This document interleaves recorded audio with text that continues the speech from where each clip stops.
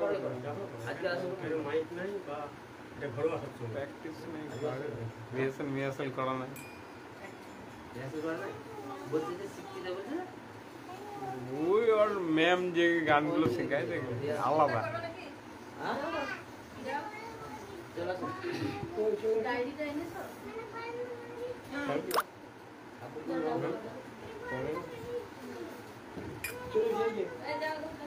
মাঝে মাঝে চলে আসতে হয়, বুঝতে পেরেছো? সঙ্গ বন্ধ করলে সব বন্ধ হয়ে যাবে। সঙ্গ মুশকিল।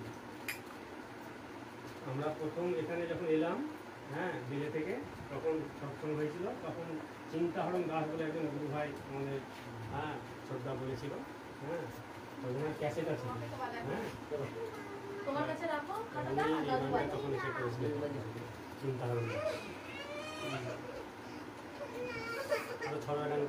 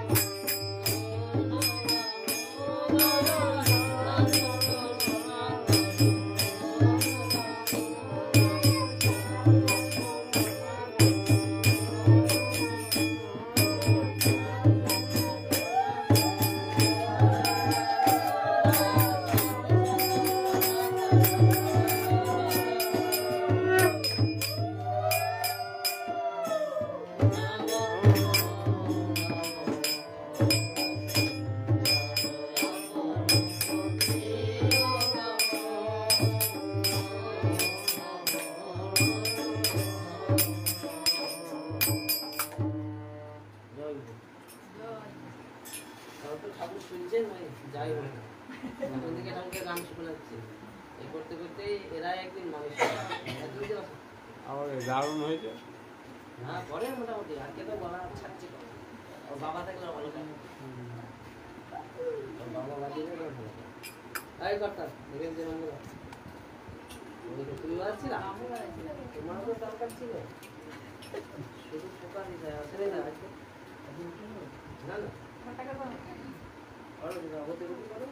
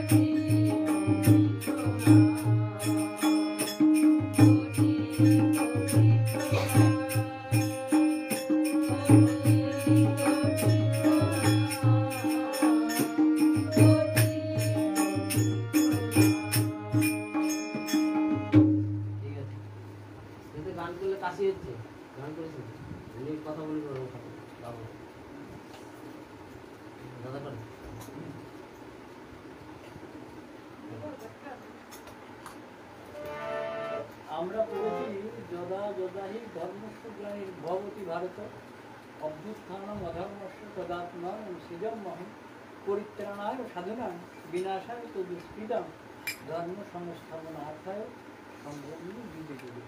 তিনি যুগে যুগে আমাদের এখানে আসেন। আমরা যুগ বলতে যুগে সত্য, দাপট, ত্রেতা, কলি, চারটে। তো এখন এই কলিযুগ চলছে, সেই সম্পর্কে আপনাদের একটা গান শুনেছি। শ্রী ভগবান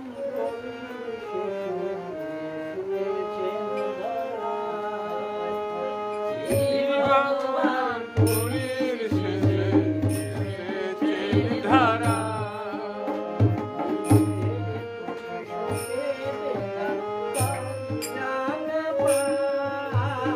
নিজেরে দুই সুখে দেবে তাই নাম পায়।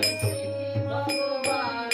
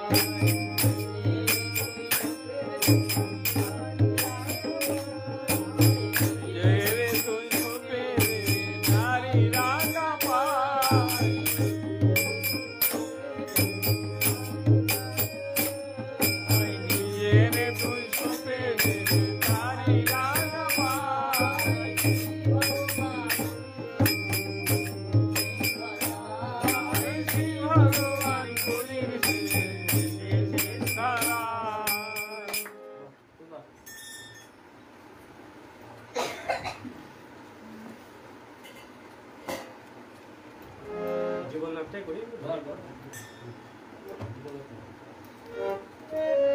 জীবন না তুই আজ এসেছেন তোদের দুয়ারে, জীবন না তুই আজ এসেছেন তোদের দুয়ারে, জীবন না তুই আজ এসেছেন তোদের দুয়ারে, জীবন না তুই আজ এসেছেন তোদের দুয়ারে। তোরার কত কাল কাটিয়ে দিবি, তোরাই কতকাল কাটিয়ে দিবি, এমন ঘুমো করে তোরাই কতকাল কাটিয়ে দিবি, এমন ঘুম করে। জীবন না তুই আজ এসেছেন তোদের দুয়ারে, জীবন না তুই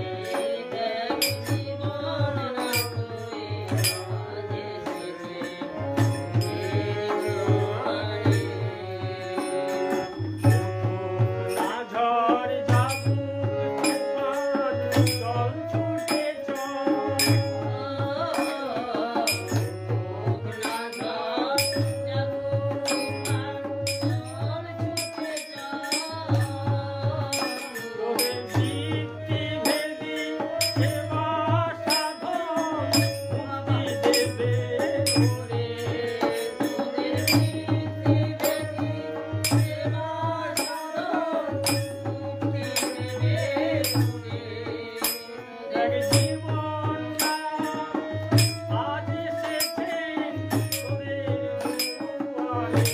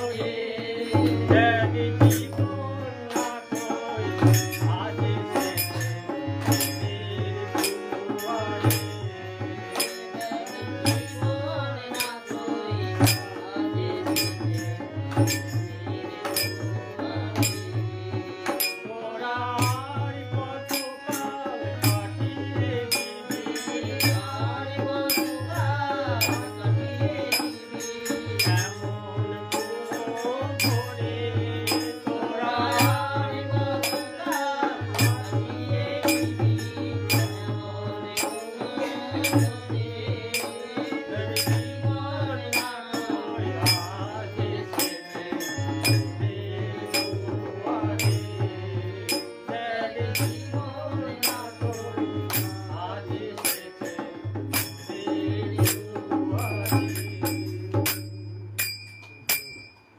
হোক আমরা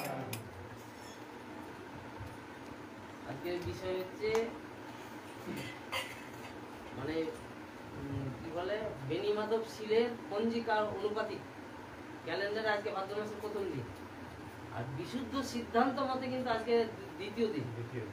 তা আমরা যা হোক আমরা জানিয়ে চলে এমনি সাধারণ, সেই হিসাবে আজকে ভাদ্র মাসের প্রথম দিন হিসাবে ভাদ্র মাসটা সনাতন বলছে যে গোটা মাস সৎসঙ্গ করতে হবে, বাদ দেওয়া যাবে।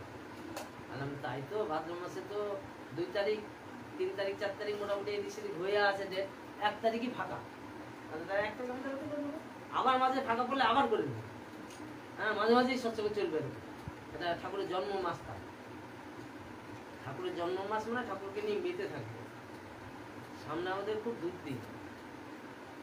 কুরুক্ষেত্র যুদ্ধ যখন হয়েছিল তখন ওই ব্রহ্মাস্ত্র ছিল কৌরব পক্ষ, তাকে নারায়ণী বাণ বলছে, সেই বাণের নাম এখন যেটা পরমাণু যেটাকে বলে, সেদিন ওটা ছিল। তখন নারায়ণী বাণ যখন নিক্ষেপ করবে, ভগবান শ্রীকৃষ্ণ দেখছে নারায়ণী বাণটা হচ্ছে শ্রীকৃষ্ণেরই দেওয়া, তখন দেখছে যে ওই বাণ তো নিক্ষেপ করবে তাহলে এত কিছু থাকবে না, সব শেষ হয়ে যাবে। তখন শ্রীকৃষ্ণ বলছেন যে তোমরা সবাই শুয়ে পড়ো, বলছে কেউ যুদ্ধ করতে হবে, সমস্ত বস্তু ছিল না, সব শুয়ে পড়ো। দিয়ে তখন শ্রীকৃষ্ণের কথা সবাই মানতেন, যারা শ্রীকৃষ্ণের পক্ষে ছিল, পাণ্ডব পক্ষ, তারা সবাই শুয়ে পড়লো মাটির নিচে। তারপরে ওই অস্ত্র যখন ছেড়ে দিল, তারপর বললো যে আমি যতক্ষণ না বলবো ততক্ষণ আমি যে ইষ্ট নাম দিয়েছি নাম জপ করবা, আর উঠবা না কেন, শুয়ে পড়ে থাকবো। থাকতে থাকতে থাকতে তারপরে বেশ বহুক্ষণ পর, 1-2 ঘন্টা পর তখন বলছে বা সব উঠে পড়ো। সবাই উঠে পড়লো।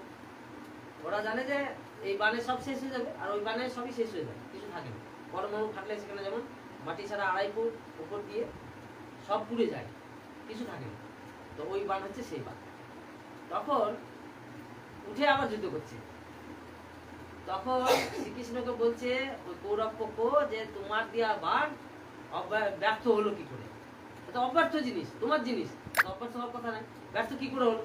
বলো বানটা তো আমার তৈরি, ফর্মুলাটা তো আমার, তার মধ্যে রক্ষার ফর্মুলাটা তো আমার কাছে আছে। এই হচ্ছে ভগবান শ্রীকৃষ্ণ। তাই এই যুগে আচার্যদেব বলছেন মানুষের দাঁড়ে দাঁড়ে যেতে, একদম হাতে যেটুকু সময় পাবে, কোনো দরকার নাই শাশুড়ির নিন্দা করা, প্রশংসা করারও দরকার নেই, বৌমার নিন্দা করারও দরকার নেই, প্রশংসারও দরকার নেই। ছেলে মেয়ে কে কত রোজগার করছে বা স্বামী কত রোজগার করছে বা কবিকে কিনলাম, দরকার নেই অত গল্প করা। ঠাকুরের কাজ গিয়ে গুরু ভাইদের বাড়ি গিয়ে খোঁজে যায়। দীক্ষিত নাও হতে পারে, সে অন্য গুরুরও দীক্ষিত হতে পারে, ওটা ব্যাপার না। গুরু একজনই, একটাই গুরু। বলে সব গুরু এক, তাই বলে না?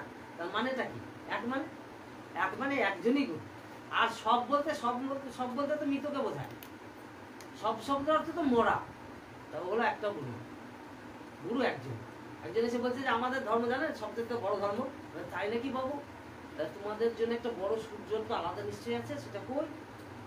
তোমার ধর্ম বড়, তোমার সূর্য একটা বড় আছে নিশ্চয়, পৃথিবীও নিশ্চয় একটা আমাদের সাথে বড় পৃথিবী ব্যবহার করো, যেহেতু তোমার ধর্ম বড়, তোমার তা ব্যবহার করো নাকি? বলে আমরা জল খেয়ে তৃষ্ণা মিটাই, তুমি তাহলে অন্য কিছু খেয়ে জল তৃষ্ণা মিটাও নিশ্চয়, আরো দামি জিনিস। ও হতভম্ব হয়ে গেছে, উত্তর খুঁজে পাচ্ছে না।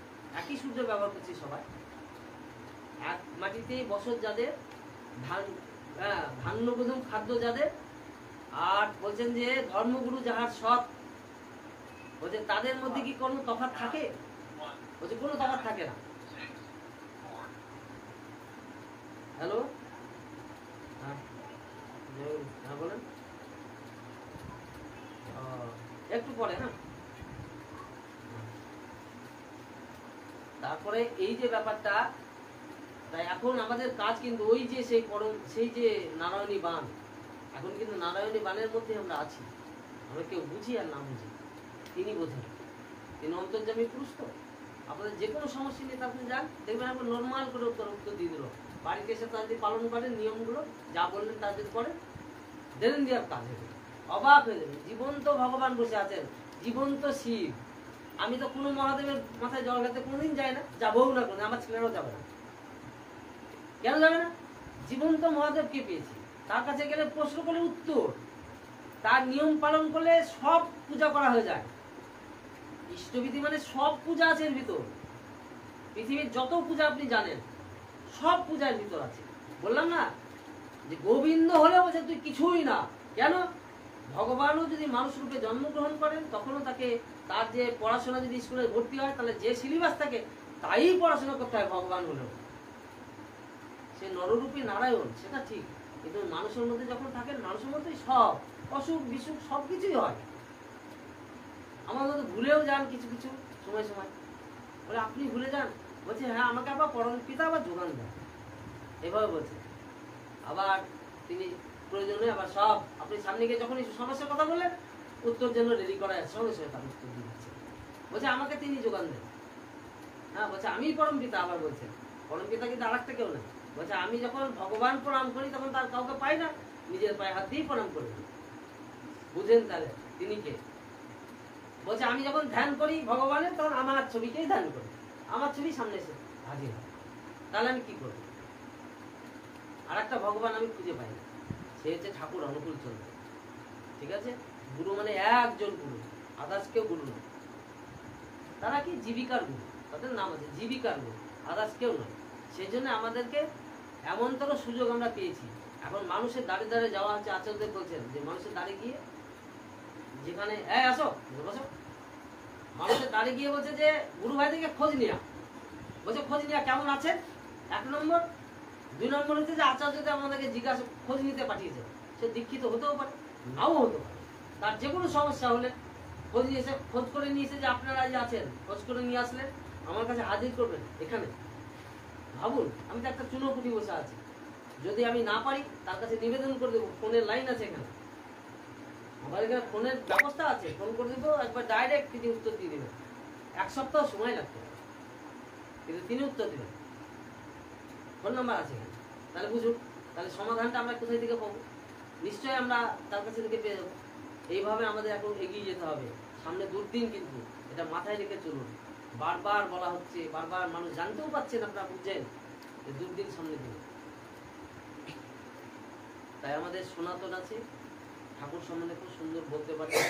ইষ্টবিধি আমরা কেন করবো, ইষ্টবিধি করা কেন দরকার, ইষ্টবিধির ভিতরে কি আছে, করলে কি হয়, কত মানুষ ইষ্টবিধি করে কত লাভবান হচ্ছে, সেই বিষয়ে কথা বলবে, ওগুলো শুনবে।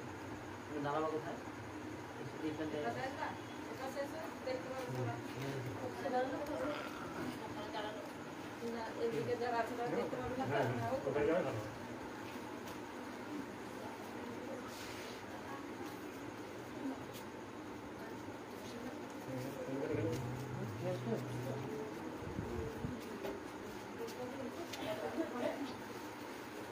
ক্যামেরা খেয়াল কথা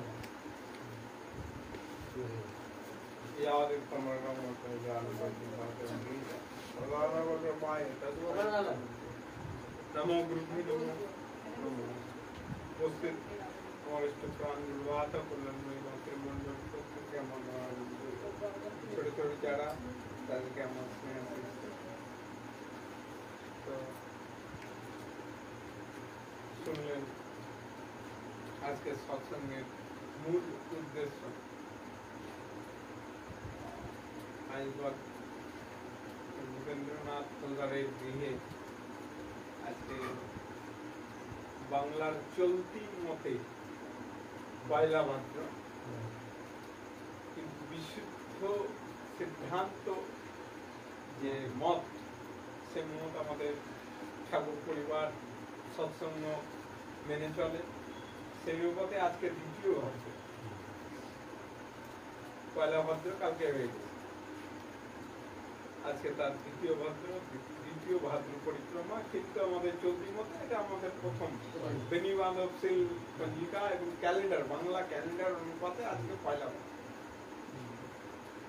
এই ভাদ্র মাসে দয়াল ঠাকুর আবির্ভূত হয়েছিলেন এই ধরাধামে 30শে ভাদ্র তাল নবমী তিথিতে পাবনা জেলা, অধুনা বাংলাদেশ। এখন যে বাংলাদেশে এখন মানে খুব দুরবস্থা চলছে, খুব টানাপোড়েন চলছে ওদের মধ্যে, ঠিক হয়ে যাবে পরম পিতা দয়াল।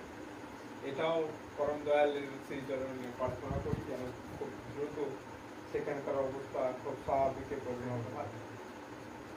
তো সে বাংলাদেশে আমার দয়ালের জন্ম, পাবনা জেলা হুমায়ুনপুর।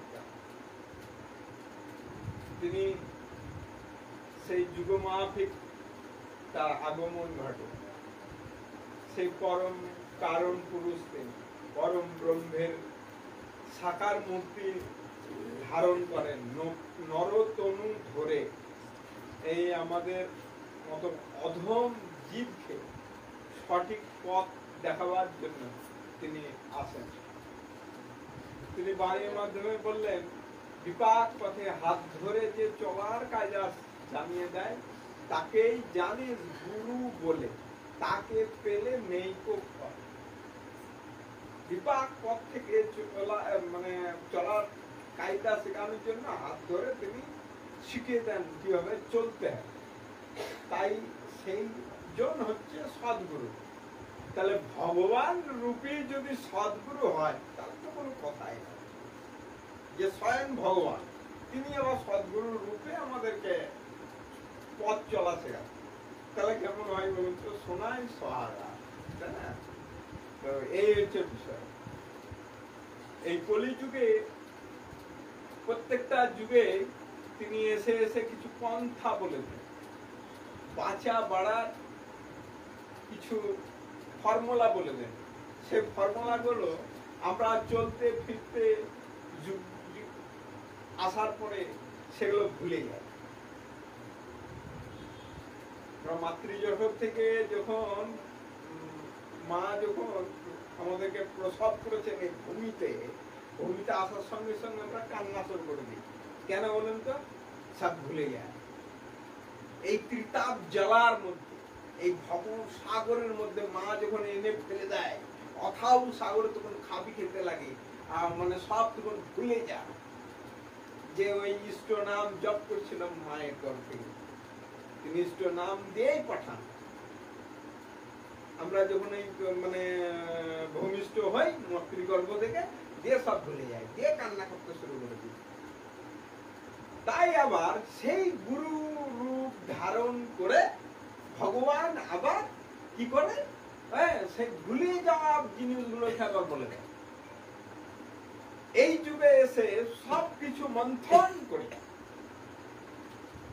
দুধকে মন্থন করলে যেমন দধি উৎপন্ন হয়, ঘি উৎপন্ন হয়, মাখন উৎপন্ন হয়, বিভিন্ন দ্রব্যের উৎপন্ন হয় সেখান থেকে, তেমন তো সব শাস্ত্রাদি, চারটে বেদ, 18টা পুরাণ, তারপরে মহাপুরাণ, গীতা, সব কিছুকে এক জায়গায় করে মন্থন করে পরম দয়াল শ্রী শ্রী ঠাকুর অনুকূলচন্দ্র 5টা জিনিস দিল, পঞ্চবিধান সেটাকে বলা হয়। সে পঞ্চবিধান হচ্ছে যজন, যাজন, ইষ্টভীতি, সস্তয়নী আর সদাচার।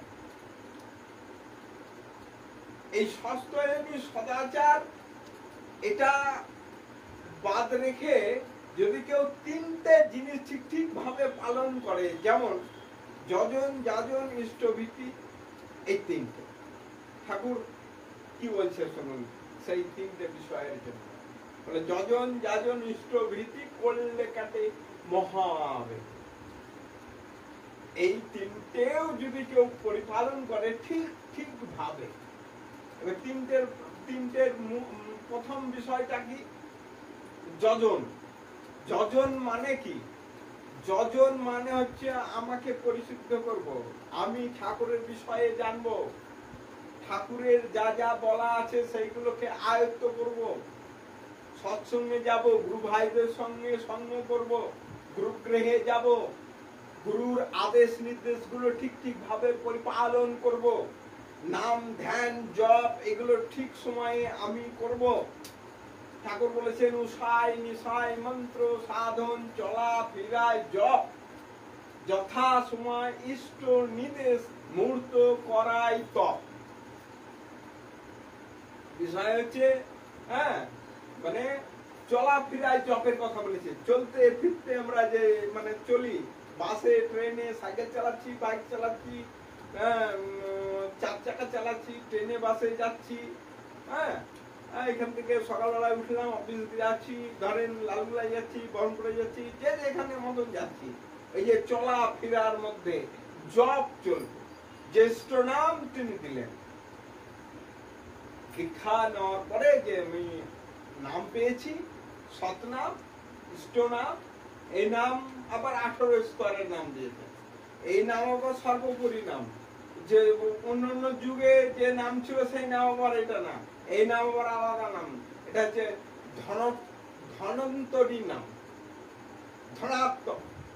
এটা মানে সেই লেপ কাটা বানাই ধুনা দেখেছেন, হ্যাঁ এই নাম করলে ভিতরে সে মানে একবারে সেই ধনাচির মতন, মানে আপনি ভিতরটা আপনার ওইরকম ভাবে চুলের মতন যেভাবে ধুলাই করে ওই লেপ বালারা, তোষক বালারা ওরকম ভাবে ধুলাই।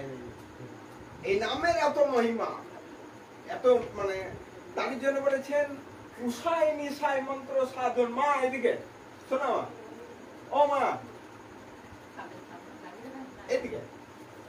বিষয় হচ্ছে কি বলতো, পরম পিতার কথা হচ্ছে, আমি কেমন, আমি যে কথাগুলো বলছি সেগুলো দয়ালের কথা। সেই কথাগুলো ঠিক ঠিক ভাবে যদি আপনি না শুনেন, ফাঁকি দেন, তো ফাঁকিতেই পড়তে হবে, জীবনে কিছু হবে না। আর যদি জীবনে কিছু করতে চান, তার কথাগুলো ঠিক ঠিক ভাবে অল্প একটু সময় কে নিয়ে, আমাদের সৎসঙ্গ 1 থেকে 1.5 ঘন্টার মধ্যে শেষ হয়ে যায়। 1 থেকে 1.5 ঘন্টা একটু মনোনিবেশ, তারপর তো বিষয় হচ্ছে কোথায় বলছিলাম, নাম জপের। বলছে উষায় নিশায় মন্ত্র সাধন, চলাফেরায় জপ। এই যে চলতে ফিরতে জপের কথা বললাম, উষাকাল আর নিশাকাল। উষাকাল মানে হচ্ছে সূর্য যখন উদিত হবে তার আগের পল যেটা, সময় যেটা, সেটাকে উষাকাল বলে। আর নিশিকাল হচ্ছে মানে রাত্রির বেলা। আপনি যখন ঘুমোতে যাচ্ছেন কিছুক্ষণ, 5 মিনিট, হ্যাঁ বেশি না, 5 মিনিট নাম জপ করুন একটু। ওই যে জপ, উষায় নিশায় মন্ত্র সাধন, ওই সাধনা, ওইটাকে বলে সাধন করা। আর জপ হচ্ছে ওই চলাফেরায়। আমাদের কিন্তু মালা ফলা দেয়নি ঠাকুর, অনেক কিছু অ্যাভয়েড করে দিয়েছে। জপ 3 প্রকার। জপ 3 প্রকার। একটা হচ্ছে বাহ্যিক জপ, জপ, আর একটা হচ্ছে উপাং। বাহ্যিক জপ যারা, হ্যাঁ তাদের একটা আওয়াজ বেরোয়, অনেকে আওয়াজ করে করে জপ করে। যারা মালাফলা এখানে কেউ নিয়ে থাকেন, জপ করে থাকেন, আমার কথা কিছু মনে করেন না, এটা শাস্ত্রের কথা বলছি। এই 3 জপের কথা। একটা হচ্ছে জোরে জোরে, ধরেন কৃষ্ণ নাম হচ্ছে ইষ্ট নাম, হ্যাঁ ওই হরে কৃষ্ণ আওয়াজ বেরোচ্ছে মুখ থেকে।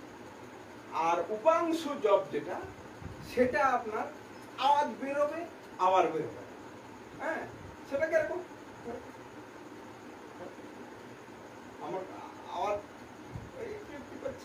পাচ্ছেন না, কিন্তু প্রথমেটা পাচ্ছিলেন।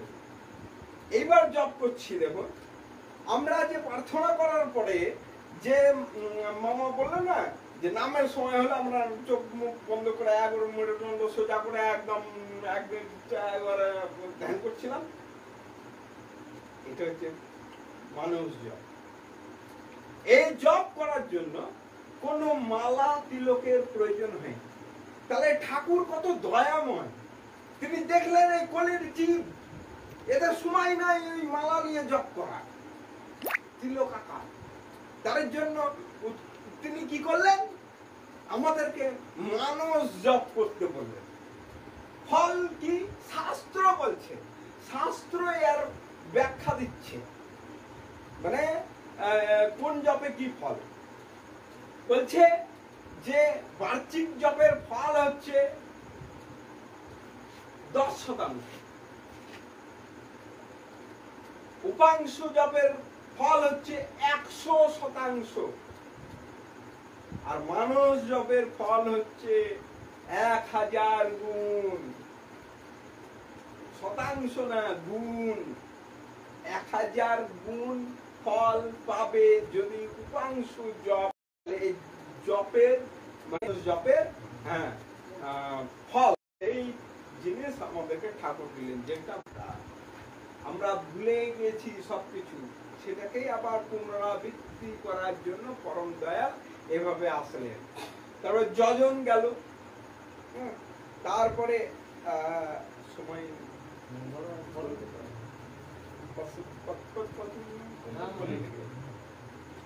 হ্যাঁ, এবার গেল যাজন। এবার নিজে তো একা জানলে হবে না, হ্যাঁ, তুই একা সুখ খাবি বুঝি, বাড়িটা কি জানো, পড়োশিরা তো নিবাদ যাবে, তুই একা সুখ খাবি বুঝি, যা ছুটে যা ওদের বাঁচা, ওরাই যে তোর বাঁচার বুঝি।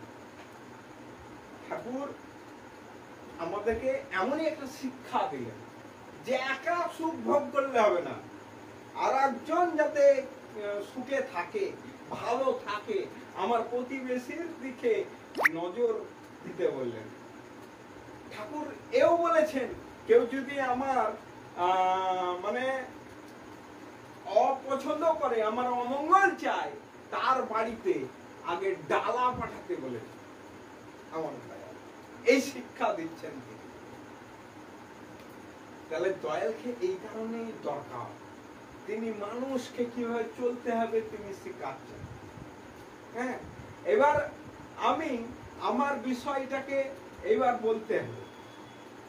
অপরকে, আমার আত্মীয় স্বজন, বন্ধু বান্ধব বান্ধবী যেই থাকুক না কেন, তাকে দয়ালের কথা বলতে হবে, দয়ালের চরণে নিয়ে আসতে হবে। এটা হচ্ছে যাজন করা বলে। তারপরে হচ্ছে ইষ্টভীতি। ইষ্টভীতি তো ঠাকুর বললেন তোদেরকে নিকুম্ভলা যজ্ঞ দিলাম। ইষ্টভীতি নিকুম্ভলা যজ্ঞ, মাত্র সরস্বতী পুজো যজ্ঞ করতে কটা খরচা হয় বলেন তো? যারা সরস্বতী পুজো করি আমরা, কাঠ, বেল কাঠ, ফুল কাঠ, জাম কাঠ, কাঠ, ফটো তৈরি থেকে ঘি, তারপর ধূপ, তারপর পালি জোগাড় করো, এই করো সেই করো। নিকুম্ভলা যজ্ঞ করতে গেলে এখনকার বাজারে 1 কোটি টাকা খরচা হয়। নিকুম্ভলা গোমে দশমে তো আছে, ওগুলো আলাদা যজ্ঞ, ওরও খরচা প্রায় 1.5 লাখ। কিন্তু কেউ যদি নিকুম্ভলা যজ্ঞ করে 1 কোটি টাকার কাছাকাছি খরচা হয়ে যাবে এখনকার মার্কেটে বাজারে। সেই যজ্ঞ করত রাবণের পুত্র ত্রেতা যুগে মেঘনাদ, তাকে ইন্দ্রজিৎ বলা হতো। ইন্দ্রজিৎ কেন বলা হতো জানেন? দেবতাদের রাজা ইন্দ্র, তার সঙ্গে সে যুদ্ধ করে তাকে পরাস্ত করে দিয়েছিল দেবরাজ ইন্দ্রকে। দেবতাদের যিনি রাজা, তাকে পরাস্ত করেছিল। আমাদেরকে কাউকে পরাস্ত করতে যেতে হবে না, আমাদেরকে শুধু ইষ্টভীতি করলেই ওই ইষ্টভীতির যে গুণ, যে শক্তি আমরা পাবো। আবার বলছে জীবন যদি যাই রে তোর ইষ্টভীতি ছাড়িস না, ধর্ম অর্থ কাম মোক্ষে ওই নিশানা ভুলিস না। জীবন যদি চলে যায় আমার, ইষ্টভীতি জীবন যায় অবস্থা, তাও ইষ্টভীতিটা করতে হবে।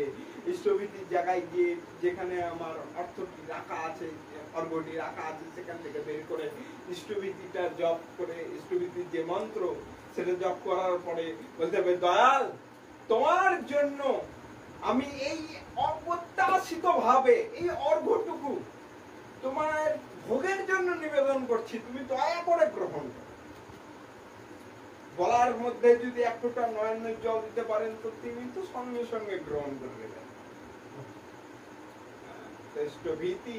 ইষ্টভীতি করলে মানে জীবন তো রক্ষা পাই, কতজন রক্ষা পেয়ে গেছে।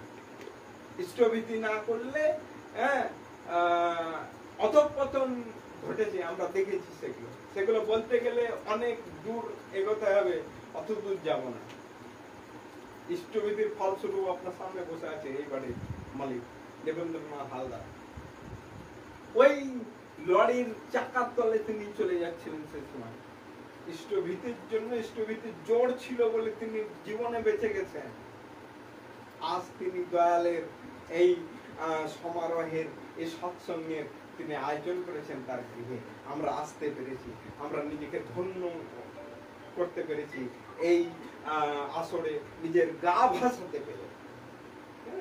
তো যাই হোক, সবার মঙ্গল কামনা করি আমার প্রভুর রাত্রি চরণে। সবাই ভালো থাকবেন। জয় গুরু। বৌদির কোন তারা আছে একটু সামান্য হয় বুঝলি তো তারা ও কিচ্ছু হবে না, ভগবানের কাছে থাকলে কিচ্ছু হয় না, কিচ্ছু হবে না। যাবে লাগছে ছেলেটা। কোথায় যাবে? ও ছেলে যাবে নিচতলা তাই। থাক একটা দিন বাড়ি আর তো হয়ে গেছে যেতে হবে। 10 মিনিট পড়বে না আমার তো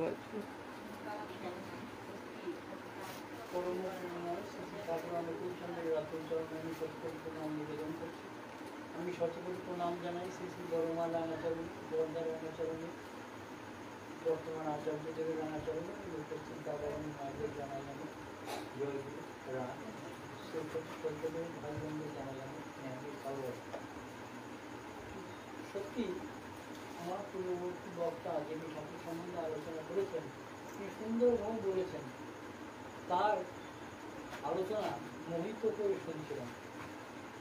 তাই এই পৃথিবীতে আমরা যখন আসি, একটু জ্ঞানবোধ হয়, তখন শুধু আমি আমার এই কথাটাই মনে করি।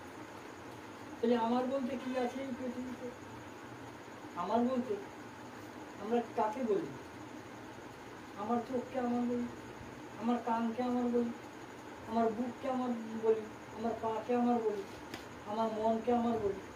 তাহলে আমার বলতে আমরা এইটুকুই বুঝে আছি যে আমার শরীর। তো ঠাকুর সেখানে হাত দিলেন, শ্রী বিগ্রহের মন্দির ভেবে যত্ন করি শরীরটাকে, সহন কত সুস্থ রাখিস, বিধি মাফিক চালাস তাকে। তা আমার শরীরটা আজকে দেখছেন আমার দাদার বাড়িতে ঠাকুরের নাম গুণগান হচ্ছে, নাম কীর্তন হচ্ছে, বাড়িটা সুন্দর পরিষ্কার পরিচ্ছন্নতা আছে, ফুল দিয়ে, ফুলের মালা দিয়ে ঠাকুরকে সাজানো হয়েছে, সেখানে ধূপকাঠি দীপ ইত্যাদি জ্বলছে। আমরা যারা এখানে উপস্থিত হতে পেরেছি তারা সবার পরিচ্ছন্ন পরিষ্কার ভাবে এখানে এসে পরিষ্কার শরীর তো নিয়েছি, এবং আমাদের এইখানে আসার পরে আমাদের মনটাও পরিষ্কার হয়েছে। তাই শ্রী শ্রী ঠাকুর অনুকূলচন্দ্র প্রথমেই বললেন, শরীরও হল ধর্ম সাধন। শরীরটাই হচ্ছে ধর্ম সাধনের উপায়। আমরা তো এখানে ধর্ম সভাতে এসছি, ধর্ম করতে এসছি। তো ধর্ম করার আসল কাজটা আমার কি আছে? আমার শরীর ছাড়া অন্য কিছু না। তাই ঠাকুর বললেন সেই গৃহের মন্দির ভেবে, যেমন এই আজকে এই বাড়িটা দাদার গৃহটা মন্দিরে পরিণত হয়েছে, আমার শরীরটাকেও ঠিক সেই রকম মন্দিরে পরিণত করতে হবে। তাই তিনি কতগুলো জিনিস বললেন, মাছ মাংস খাস না, আর পেঁয়াজ রসুন মাদক খাস। এটা যদি আমরা ছেড়ে দিই তাহলে আমাদের শরীরের মধ্যে আবর্জনা ঢুকতে পারে। তার ঠাকুরের কাছে জানতে গেলে, বুঝতে গেলে, শুনতে গেলে আমাদের একটু মনটা তার দিকে দিতে হবে। তাহলে ঠাকুর প্রথমে বললেন আমাদের সংসারে চলার পথে কতগুলো অসুবিধার কথা তিনি বললেন, এবং সেটা কীভাবে দূর হয় তাও বললেন। তিনি বললেন, প্রথম কথাই বললেন আমাদের অশান্তিটা কোথা থেকে আসে। আমাদের স্বামী স্ত্রী মিলে যে সন্তানের জন্ম হলো, আমার মা যিনি তিনিও তাকে ভালোবাসেন, বাবা যিনি তিনিও তাকে ভালোবাসেন। সেই সন্তান যদি সুস্থ স্বাস্থ্য এবং সুন্দরভাবে চলে, মায়েরও আনন্দ পায়, বাবারও আনন্দ পায়। কিন্তু সেই সন্তানকে সুস্থভাবে গড়ে তোলার দায়িত্ব কিন্তু মা এবং বাবা। তাহলে সেই সন্তানকে সুস্থভাবে গড়ে তুলতে হলে কি করতে হবে? ঠাকুর একটা কথা, একটা টুক বললেন আমার, স্বামী স্ত্রীকে ঝগড়া করে, ছেলে পুলে দেখে, ধুলাইয়ের সদর দ্বারে বাচ্চাগুলো এরা। তাহলে ছোট শিশু, সে তার যখন মায়ের পেটে থাকে, তার যখন 1.5 মাস পেটের মধ্যে বয়স, যখন তার 1.5 মাস, তখন তার কানের সৃষ্টি হয়, কান সে শুনতে পায়। তা সেই সময় থেকে সে মা যদি, ছেলে ঘুমাচ্ছে বা জেগে আছে ঘরে বা কাঁদছে, মা যদি ঘরের মধ্যে প্রবেশ করে, মায়ের ওই কাপড়ের শব্দ শুনেই ছেলে বুঝতে পারে আমার মা আসছে, চুপ করে দেয়। সুতরাং মায়ের সঙ্গে ছেলের এই যে যোগাযোগ, তাই সেই ছেলে ঘরে শুয়ে আছে, এদিক থেকে বাবা মা কিন্তু কোনো ঝগড়া করছে। হয়তো বাবা বা সেই গৃহকর্তা তিনি কোনো কাজে গেছেন, কাজ থেকে এসেছেন, রোদের মধ্যে ফিরে এসেছেন, মেজাজটা তার একটু খারাপ থাকতে পারে। এসে তিনি মাকে বললেন যে দেখো জল দাও। মা তিনি তো বসে থাকেন না, তিনি বাড়িতে ওই রান্নাঘর বড় ঘর করতে গেলে তো 10 মিনিট হাঁটতে হয় সারাদিন। তিনিও পরিশ্রান্ত ক্লান্ত। তিনি যদি একটু সহ্য না করে যদি বলেন যে তুমি ঘুরে খাও না, আমি পাচ্ছি না এখন দিচ্ছি, তাহলে তো লেগে যাবে। ধরো দাদা যদি মেজাজ খারাপ হয় তা দাদা তো ঝগড়া করতে শুরু করবে, এবং মা যদি দু এক কথা বলেন তাহলে দাদা হয়তো যদি মেজাজ আরো খারাপ হয় তাহলে হাত কাপড় চালিয়ে দেবে। আমরা তখন ওই দিকেই আমরা নজর থাকে, আমরা ঝগড়া করবো, আমার স্ত্রী আমাকে অপমান করেছে, অপমানজনক কথা বলেছে, এইটা মনে করে আমরা ঝগড়াতে লেগে পড়লাম। কিন্তু আমার যে বড় পরীক্ষা, ওই যে মেঝেতে শুয়ে আছে, আমার কিন্তু তা মনে নেই। তার কারণ কিন্তু ওই 1.5 মাস, এটার মধ্যে যখন ছিল 1.5 মাস তখন হয়েছে। তারপরে আস্তে আস্তে মায়ের আওয়াজ, মায়ের শব্দ, মায়ের কথা সব কিছুকে বুঝতে শিখছি। তখন ও কিন্তু পিটপিট করে তাকাচ্ছে আর দেখছে আমার মা এবং বাবা দুজন কিন্তু ঝগড়া করে। দুইজন একই বাড়িতে থাকে, একই খাবার খায়, একই বিছানায় ঘুমায়, আবার মাঝে মাঝে দুজন একটু গল্প করে, আবার একটু ঝগড়া। এইটা কিন্তু তার ওই পরিষ্কার ব্রেনে ছাপ পেয়ে যাচ্ছে। সেই ছাপ পড়ার ফলে সেই সন্তান যখন বড় হবে সে কিন্তু চিন্তা করবে আমাকে আমরা জানি যে মা এবং বাবার চেয়ে গুরু নেই, তারাই আমার প্রথম প্রাথমিক গুরু এবং পরম গুরু। তেমন মা এবং বাবা এক বাড়িতে থাকে, এক খাবার খান, আবার একটু গল্প কথাও করেন, আমার মাঝে মাঝে একটু কথা কাটাকাটি করে আমার মা বাবারই করে করে। সুতরাং আমার গুরুদেব মা এবং বাবার মতো আমাকে হতে গেলে আমাকে বিয়ে করতে হবে, বউয়ের সঙ্গে মারামারি করতে হবে, ঝগড়া করতে হবে, এই শেষ। তাই ওই গোড়া থেকে ঠাকুর বললেন যে তুমি আগে যা করেছো, কিন্তু যখন বিয়েটা হয়ে গেছে, যখন সন্তানের জননী হয়েছে, তখন কিন্তু সাবধান, প্রতি পদক্ষেপ সাবধান করে চলবে, তা না হলে কিন্তু তোমার শান্তি আসবে না। সন্তানকে সুস্থ করতে গেলে, তাহলে সেই সন্তানকে সুস্থ করতে গেলে নিজেরা সাবধান হতে হবে। আর সাবধান হওয়া যায় সেখানেই যেখানে যিনি সাবধানী বাণী জানেন, যিনি জীবন চলনাকে ভালোভাবে জানেন, যিনি শান্ত পুরুষ, তার কাছে আমাদের নিজের জীবনকে নিবেদন করে দিতে হয়, নিবেদন করে নিতে হয়। তাহলে তাকে গ্রহণ করলে, তার পদাঙ্ক অনুসরণ করে চললে আমরা নিজেরা সুস্থ হতে পারবো, আমাদের পরবর্তী সন্তান সংস্কৃতিও আমরা সুস্থ গড়ে তুলতে পারবো। সেখানে দাদার আলোচনার মধ্যে বলেছেন বৌমা শাশুড়ি এরা বিরুদ্ধে হলেও কোনোদিন ঝগড়া লাগবে না, ভাই বোন কখনো ঝগড়া লাগবে না, কাজ হচ্ছে দাঁড়ে দাঁড়ে যাও, দাঁড়ে দাঁড়ে যাওয়া। যাদের মধ্যে এই অসুবিধাগুলো আছে, ধরুন এক বাড়ি থেকে কিছুক্ষণ আগে দাদা এবং মার মধ্যে প্রচন্ড ঝগড়া হয়েছে, আপনারা 4-5 জন মা সেই বাড়িতে যদি যান, তখন আপনাদের সঙ্গে কিন্তু হাসি মুখ কথা বলবেন, দাদাও হাসি মুখ কথা বলবেন। তো এই হাসি মুখে ঝগড়া জাতির সময় মনটা খারাপ থাকে, তখন এই হাসি মুখে মুখটা হাসি দিলেই তার শরীরটা কিন্তু পরিবর্তন হয়ে যাবে, তার মনটাও পরিবর্তন হয়ে যাবে। সুতরাং তাই কিন্তু বলছেন মা এবং দাদারা মাঝে মাঝেই কিন্তু সময় পেলেই আশেপাশে তারা প্রতিবেশীর কাছে গিয়ে তাদের খোঁজখবর নেবেন, তারা কেমন আছে, কি করছেন না করছেন, তাদের শরীরে কি অসুবিধে কি। তাদের সবসময় পয়সা দিয়েই লোকে সাহায্য করা যায় না। আপনি একটা বিপদে পড়েছেন, সেই বিপদ থেকে কীভাবে উদ্ধার পেয়েছেন সেই গল্প যদি তাকে করেন তাহলে তার অনেক উপকার করা হবে। এইভাবে তিনি বাড়িতে বাড়িতে গিয়ে প্রত্যেকের সঙ্গে ভাব ধরে রাখার মাধ্যমে তিনি চলতে পেরেছেন। ঠাকুরের কাছে তো আমাদের সব কিছু বলার তো সম্ভব না, আর সব কিছু বললে আমাদের মনে থাকবে। তাই বলি প্রাথমিক এই অবস্থাগুলো একটু জানুন, বুঝুন এবং সেই অনুযায়ী চলার চেষ্টা বাড়িতে যারা যে দীক্ষা গ্রহণ করেছেন ঠিক আছে করুন, কিন্তু যারা যারা বাকি আছে তাদের প্রত্যেকেই এই প্রক্রিয়া আসবে, তাহলে কথা সুন্দর সুগমভাবে নিজেরাও যেমন চলতে পারবেন, সন্তান সন্ততি পাড়া প্রতিবেশী সবাইকে নিয়ে চলতে পারবেন।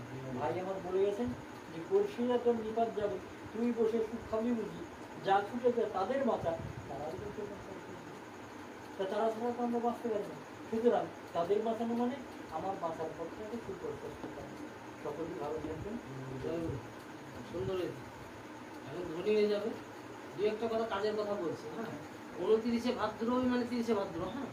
29শে ভাদ্র ভাকুড়ি মন্দিরে বড় আকারে অনুষ্ঠান করছে ওনারা, খুব খরচাপাতি করে। আমাদের খাতা দিয়ে গেছে একটা কালেকশনে, সেখানে আপনারা যা জুটবে যা পারবেন ইচ্ছে মতো দেবেন, কোনো চাপ নাই। কেউ না দিতে পারলেও কোনো চাপ পাবেন না, কোনো চিন্তা নেই। এখন ঘটনা হচ্ছে যে সেই এক রাজা পুকুর কেটেছিল, বলছে দুধের পুকুর করবো, তাই সবাইকে 1 কোটি করে দুধ আনতে বলেছিল। এবার ধরেন একজন করেছে যে রাত্রের অন্ধকারে গিয়ে ঢালবো, জল নিয়ে ঢেলে দিয়ে করতে করতে দেখা গেলো সে দুধ আর 1 ঘটিও পড়েনি সেখানে, সবই জলের পুকুর হয়েছে। তো ঘটনা হচ্ছে যে আমি 1 ঘটি দুধ দিব, এটাই হচ্ছে আমার ব্যাপার, হয়ে গেল 1 নম্বর। আর যে বলছে গুরু একজনই, তার মানে কি জানেন তো? ও সহজ করে বুঝে রাখুন, এগুলো শুনে রাখুন, আপনারা মানুন না মানুন সেটা পরের কথা, মানলে কাজে লাগবে। গুরু একজনই মানে আপনার জীবনে আপনি স্ট্যান্ড হতে পারবেন কিসের উপরে, তার একটা বাণী থাকবে। আপনি সন্তানকে মানুষ করবেন কেমন করে, তার বাণী থাকবে। আপনি ব্যবসা করবেন কেমন করে, তার বাণী থাকবে। কোন ঘরের মেয়ে আপনার ঘরে নিয়ে আসবেন, তার উপরে বাণী থাকবে। কোন জায়গায় আপনি একটা জায়গা কিনে বাড়ি করবেন, তার উপরে বাণী থাকবে। মানে পৃথিবীর যত সমস্যা আছে, ব্রহ্মাণ্ডের যত সমস্যা আছে, তার বাণীর মধ্যে দিয়ে সব বলা থাকবে। এমন গুরু কোথায় আছে ঠাকুর অনুকূল চন্দ্র বাদে, খুঁজে বের করুন, দেখুন পান কিনা। সব রথি মহারথীকে লাগিয়ে দেন, যত গুরুদেব আছে শিক্ষিত জ্ঞানী গুণী সবাইকে লাগিয়ে দেন, খুঁজে পাই কিনা দেখুন, বুঝলেন তো? এই যে ব্যাপারটা, তাই ঠাকুর অনুকূল চন্দ্র মুখে মুখে নয়, কিন্তু আমরা এমনতর গুরু পেয়েছি, তিনি একমাত্র গুরু, পৃথিবীতে আর কেউ গুরু নাই। তিনি একমাত্র ভগবান, যিনি ইষ্ট দেবতা, যার পূজা করলে সব পূজা করা হয়, বাদ বাকি কোনো পূজা নাই এক কথায় ধরে। আমরা যেগুলো করি সেগুলো আমরা আগে থেকে করে আসছি।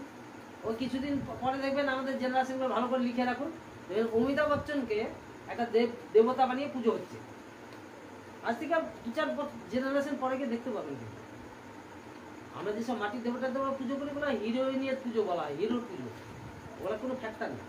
ওগুলো একদম দুর্গা নামে একজন মেয়ে ছেলে ছিল, একজন মানুষ ছিল, তার 10 হাতের সব ক্ষমতা ছিল কাজে।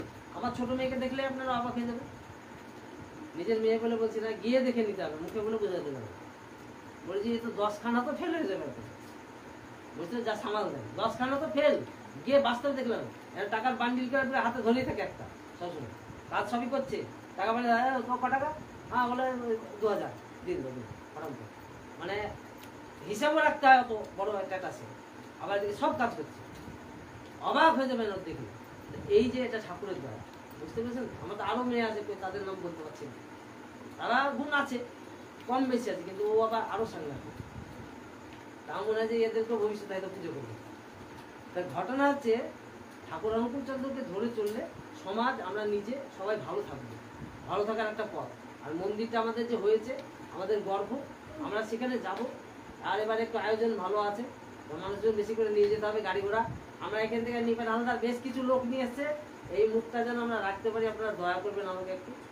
সেখানে গিয়ে মানে ভাত, ডাল, তরকারি, মিষ্টি, বোঁদে, দই, পায়েস, মানে পায়েস না দই, তারপরে চাটনি পায়েসও থাকতে পারে, বুঝতে পেরেছেন তো? এত কিছু আয়োজন থাকবে খাওয়া দাওয়া। মানুষকে সে খুব আগের থেকে তারা বলছেন যে এইভাবে ব্যবস্থা থাকে, যেন মানুষ নিয়ে আসা হয়। এর আগে দীক্ষা দিবসে একবার খাওয়া দাওয়ার খুব কষ্ট হয়েছিল। আর এখন ওই যে সেই মন্দিরে বিশাল আয়োজন, এবার 29শে ভাদ্রই, কিন্তু 30শে ভাদ্র, এটা মাথায় রাখবেন। আমাদের যে এমনি যে বললো শোনাতো, আমি যেটা বললাম, আমাদের পঞ্জিকায় বা ডায়েরিতে, ইয়েতে, ক্যালেন্ডারে 29শে ভাদ্র যেদিন আমরা দেখছি, ওইটাই 30শে ভাদ্র, বিশুদ্ধ সিদ্ধান্ত মতে। সেই দিন আমাদেরকে মাথায় রাখতে হবে, সবাই যাবেন। আর আমাদের বাড়িতে আপনারা সকলে এসেছেন, আমরা ধন্য। ঠাকুরের কথা কিছু পরিবেশন করতে পারলাম, কিছু শুনলাম, এবং খুব আনন্দ পেলাম আপনারা এসেছেন তাই। আর বাড়িতে ঘরে ঘরে যেন ঠাকুরের সিংহাসনে ঠাকুর থাকে, এই ব্যবস্থাটা সবাই করুন। শুধু একটা সিংহাসন থাকবে, ঠাকুর অনুকূল চন্দ্র থাকবে, তিনি ঠাকুর একমাত্র। আদার্সকে ঠাকুর আছে আমার জানা নেই। প্রশ্ন করলে উত্তর দিতে পারবে না, ফুরিয়ে গেল, ও তো তর্কে যাওয়ার দরকার নেই। আমাকে একজন বলছিল আসবাগের লোক, আমি তো ঠাকুর নিয়ে আছি দাদা। বললাম দাদা ঠাকুর শব্দের অর্থ কি? আর বলতে পারছে না। ওরা তারা ঠাকুর নিয়ে আছেন না কি নিয়ে আছেন বুঝুন। ঠাকুর একটা শব্দ, তার একটা অর্থ আছে। যদি আপনি ঠাকুর নিয়ে থাকেন, তাহলে ঠাকুর শব্দের অর্থ আপনার জানা থাকবে। বলতে পারছেন না কেন? এরকম আরো কয়েকটা প্রশ্ন উত্তর হলো আমি এই ঘরে বসে বলতে পারলাম না। আপনারা দেখুন ঠাকুর অনুকূলচন্দ্রের কাছে আসুন, অনেক জানতে পারবেন, জীবনটাকে পরিশুদ্ধ করতে পারবেন। पुरुषोत्तम ठाकुर अनुकूल चंद्र जी की, परम प्रेममय श्री ठाकुर अनुकूल चंद्र जी की, परम प्रेममय श्री ठाकुर अनुकूल चंद्र जी की, जगत जननी श्री वर्मा की, जगत जननी श्री वर्मा की, जगत जननी श्री वर्मा की, परम पूज्य पाद श्री बद्दा की, परम पूज्य पाद श्री बद्दा की, परम पूज्य पाद श्री बद्दा की, परम पूज्य पाद श्री आचार्य देव की, परम पूज्य पाद श्री आचार्य देव की, परम पूज्य पाद श्री आचार्य देव की, वंदे पुरुषोत्तम, वंदे आर्य पितृ, वंदे मातृवर्गा, वंदे हम कृष्ण देवता, वंदे पुरुषोत्तम, परम प्रेममय श्री ठाकुर अनुकूल चंद्र जी की जय गुरु। সকলে আস্তে আস্তে ঠাকুর প্রণাম করে, যাদের প্রণাম হয়নি প্রণাম করে প্রসাদ নিয়ে যাবো। জয় গুরু।